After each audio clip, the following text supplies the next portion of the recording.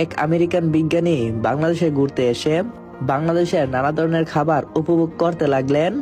একদিন তিনি একটা দোকানের সামনে দাঁড়িয়ে সিঙ্গারা খাচ্ছিলেন।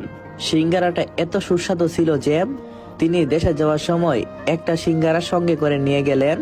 দেশে ফিরে তিনি সিঙ্গারাটা তার বসকে দিয়ে বললেন, স্যার, এটি ময়দা দিয়ে বানানো, ভিতরে আলু, কলিজা, বাদাম কিভাবে যে ঢুকালো বুঝতেই পারছি না। বিজ্ঞানীর বস, সিনিয়র বিজ্ঞানী, তাকে কষে একটা থাপ্পড় দিলেন। পরে ড্রয়ার থেকে একটা জিলাপি বের করে তাকে উদ্দেশ্য করে বলতে লাগলেন, হারামজাদা দেখ, আমি 20 বছর আগে বাংলাদেশে গিয়েছিলাম আর কয়েকটা জিলাপি খাইছিলাম, একটা সাথে করে নিয়েও আসছিলাম, আর এই 20 বছর যাবত এখনো বুঝতে পারিনি ময়দা দিয়ে বানানো আঁকা বাঁকা জিলাপির ভিতরে চিনি কিভাবে ঢুকালো। এখন তুই কিনা আরো একটা পেশাল সাথে করে নিয়ে আসছস। এটা শুনে বেচারা বেহুশ।